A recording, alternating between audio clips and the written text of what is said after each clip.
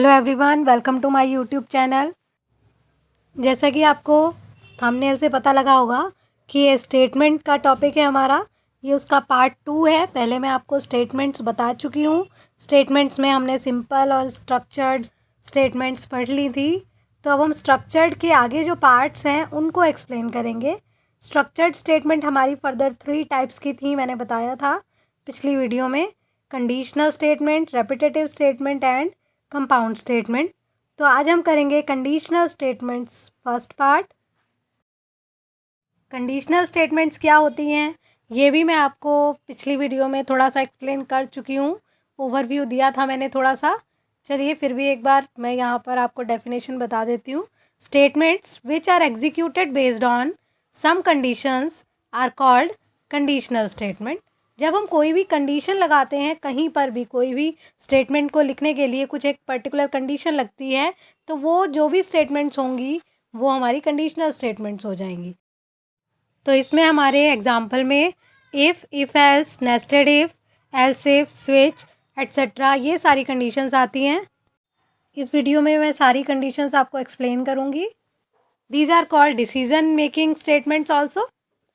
These are required that the programmer specify one or more condition to be evaluated or tested with a statement or statements to be executed. If the condition is true, and other statement will be executed if the condition is false. It means जो भी statement execute होगी वो किसी ना किसी condition के base पे होगी। अगर वो कंडीशन ट्रू है तो एक स्टेटमेंट एग्जीक्यूट होगी, और अगर वो फॉल्स है तो दूसरी स्टेटमेंट एग्जीक्यूट होगी। Following are the general forms of decision making structure of programming language. First is if statement, second is switch statement and third is go to statement. तो यहाँ पर हम इफ स्टेटमेंट पढ़ेंगे detail में। If के under जितने भी parts आते हैं वो सारे मैं आपको इस वीडियो में एक्सप्लेन करूँगी। ये डिसीजन मेकिंग स्टेटमेंट्स होती हैं, मैं बता चुकी हूँ पहले ही। Since these statements control the flow of execution, these are also called control statement. तो चलिए अब स्टार्ट करते हैं। First, if statement. If statement is decision making statement and is used to control the flow of execution of the statements. It basically a two-way decision statement and is used in conjunction with an expression. It means if statements used with statement and expression.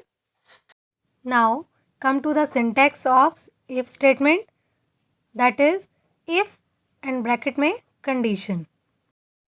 It allows computer to evaluate the expression first, and then depending on whether the value of expression is true or false, the transfer is controlled to the particular statement. इसमें सबसे पहले condition check होगी कि वो true है या false है। Generally true के लिए नॉन ज़ीरो वैल्यू लेते हैं और फॉल्स के लिए ज़ीरो वैल्यू होती है। तो अगर कंडीशन ट्रू है तो कौन सी स्टेटमेंट एग्जीक्यूट होनी है, या अगर फॉल्स है तो कौन सी स्टेटमेंट एग्जीक्यूट होनी है, या किसके ऊपर कंट्रोल हमारा जाएगा, ये डिसाइड होता है कंडीशन के ऊपर। Here this point of program has two paths to follow, one is for truth and the other is for false condition. तो यहाँ हम नीचे फ्लो चार्ट पे चलते हैं। इसके ऊपर यहाँ पर पहले एंट्री होगी, उसके बाद कंडीशन चेक होगी, एंड देन ट्रू या फॉल्स होगी वो कंडीशन। दो पाथ बने हुए हैं, एक फॉल्स के लिए और एक ट्रू के लिए। ये एक जनरल डायग्राम है। फर्दर हमारे पास इफ स्टेटमेंट आगे 4 पार्ट्स में डिवाइडेड होती है। Simple if statement, if else statement, nested if statement, else if statement. Else if को हम एल्स इफ लैडर भी बोलते हैं। तो चलिए अब इन्हें वन बाय वन करते हैं हम। पहला है simple if statement. The syntax of simple if statement is if bracket में कंडीशन, उसके बाद curly braces open, statement underscore block, फिर semicolon and then bracket close. It means if condition becomes true then statement block will be executed, otherwise control will be shifted to another statement, that is statement X. ये नीचे मैंने explain भी किया हुआ है. The statement block may be a single statement or a group of statement. It means multiple statements भी हमारे statement block के अंदर हो सकती हैं, इसलिए हमने इसको कर्ली ब्रेसेस के बीच में लिखा है. सिंगल स्टेटमेंट है वो भी एग्जीक्यूट हो सकती है और मल्टीपल स्टेटमेंट होंगी तो वो भी एग्जीक्यूट हो जाएंगी at a time. If the condition is true the statement block will be executed, otherwise the statement block will be skipped and the execution will jump to the statement X. ये मैं अभी आपको explain कर चुकी हूँ. When the condition is true, both the statement block and the statement X are executed in sequence. क्योंकि अगर condition true होगी तो लूप के अंदर भी एंटर होगा तो स्टेटमेंट ब्लॉक भी एग्जीक्यूट होगा और उसके बाद ब्रैकेट क्लोज होने के बाद स्टेटमेंट एक्स भी प्रिंट होगी. तो ये सीक्वेंस में दोनों स्टेटमेंट प्रिंट होंगी.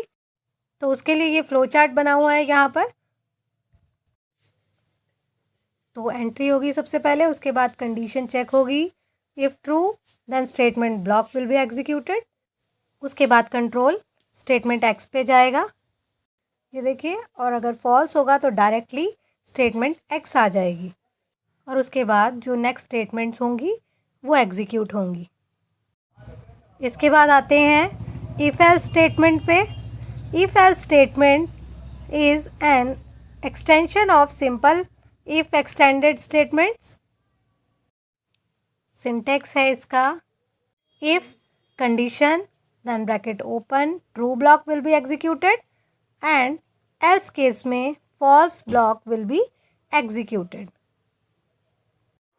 अगर कंडीशन ट्रू होगी तो ट्रू ब्लॉक एग्जीक्यूट होगा और अगर कंडीशन फॉल्स होगी तो फॉल्स ब्लॉक एग्जीक्यूट होगा.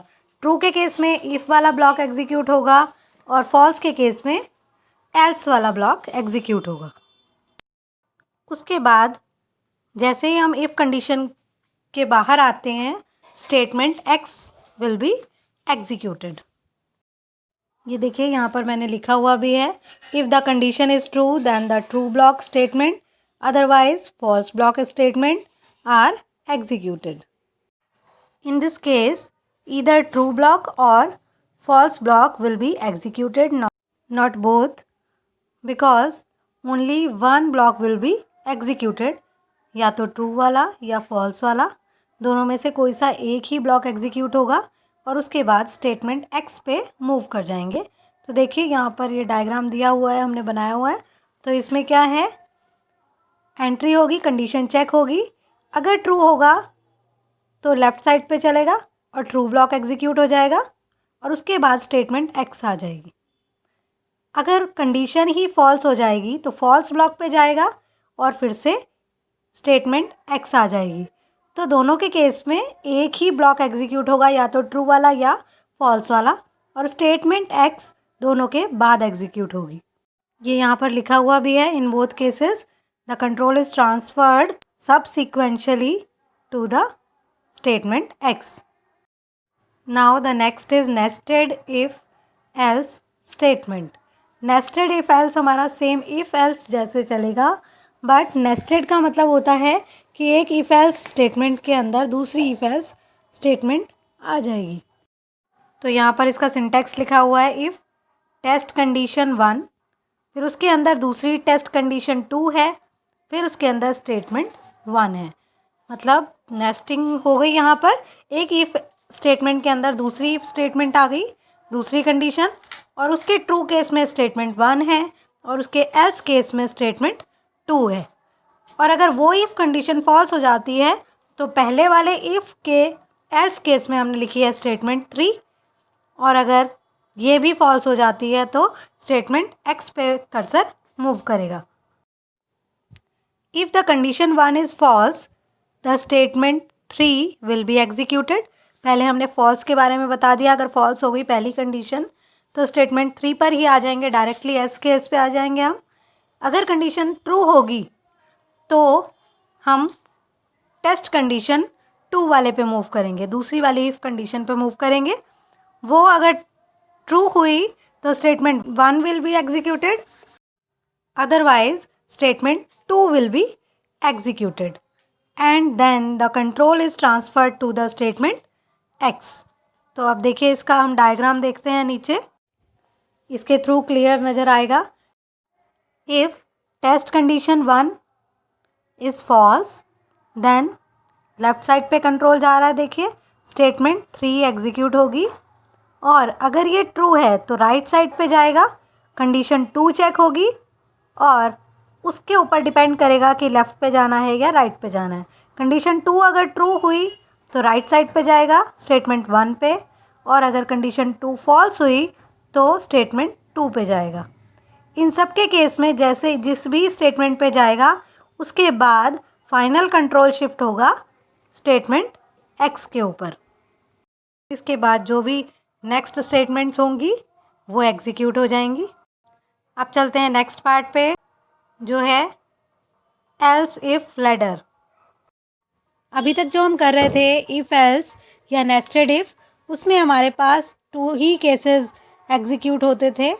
But if there are number of cases involving different conditions then else if ladder is used. Basically, if else ladder is extended form of if else statement. The syntax of else if ladder is if condition 1 statement 1 will be executed, else another if condition will be checked and then statement 2 will be executed and so on. ऐसे ही चलता रहेगा. फिर से else case में if condition check होगी, फिर statement 3 execute होगी and so on. If condition N check होगी, उसके बाद स्टेटमेंट एक्स एग्जीक्यूट होगी. लास्ट में एल्स केस होगा तो उसमें हमारी एक डिफ़ॉल्ट स्टेटमेंट होगी.